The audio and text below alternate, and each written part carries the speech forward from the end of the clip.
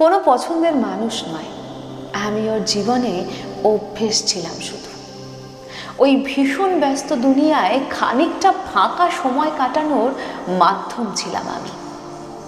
কোনো দিন অনেক গল্প হতো, ও বলে দিত আমায় সব। তাই আমিও ভেবে নিতাম আমায় ছাড়া চলবে না ওর। ও আসতো, থাকতো, আবার চলেও যেত, আর আমি ওকে নিয়ে সাজিয়ে নিতাম আমার দুনিয়া। কিন্তু আমার মতো দুনিয়া ওর জীবনে আরো অনেক ছিল, সেটা আমি জানতাম না।